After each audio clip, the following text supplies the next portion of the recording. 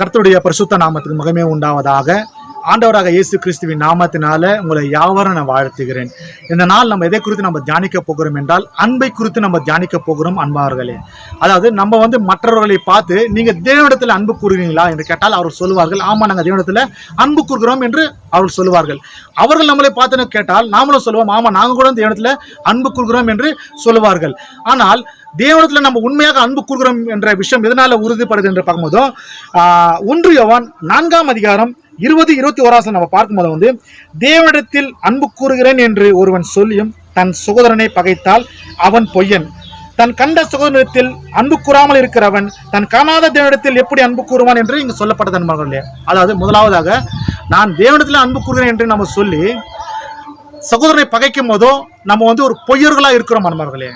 அடுத்து கண்களுக்கு எதிராக இருக்கிற சகோதரனை நம்ம அன்பு கூறாமல் இருக்கும் போதும் காணாமல் இருக்கிற தேவனிடத்தில் நம்ம எப்படி அன்பு கூற முடியும் என்கிற ஒரு கொஸ்டின் மார்க்கோட இந்த ஒரு காரியத்தை யோவான் இடத்துல நம்மளுக்கு வெளிப்படுத்துறாரு அன்பார்களே.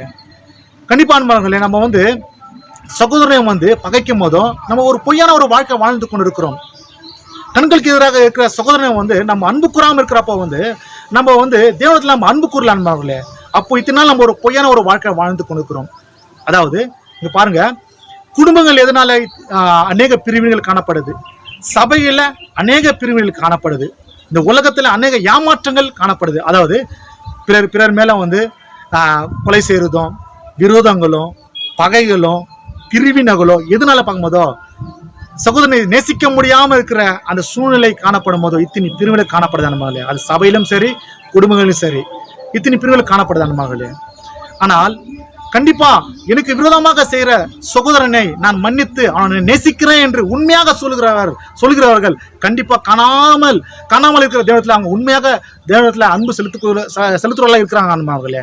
அடுத்து 21 நம்ம பார்க்கும்போது தேவனிடத்தில் அன்பு கூறுகிறவன் தன் சகோதரனிடத்திலும் அன்பு கூற வேண்டும் என்கிற இந்த கற்பனையை அவரால் பெற்றிருக்கிறோம். நான் தேவனிடத்துல அன்பு கூறுகிறேன் என்று சொல்லும் போதோ தன் சகோதரத்துல அன்பு கூற வேண்டும் என்கிற இந்த கற்பனையை நம்ம தேவனால் பெற்றிருக்கிறோம் நம்மளே. அவர் ஆதி முதலாக நம்மளுக்கு ஒரு காரியத்தை நம்மளுக்கு வெளிப்படுத்தி கொண்டிருக்கிறாரு. அது என்னன்னு பார்க்கும்போதோ நம்ம சகோதரர்கள் நம்ம நேசிக்குகளாக இருக்க வேண்டும் என்று.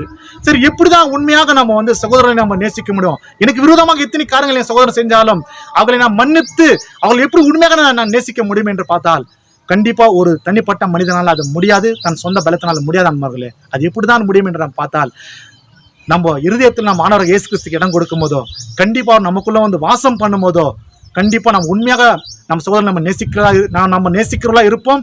கண்டிப்பா தேவனிடத்திலும் நம்ம நேசிக்கிறவர்களா இருப்போம் அன்பார்களே. ஏனென்றால் தேவன் அவர் அன்பாகவே இருக்கிறார்.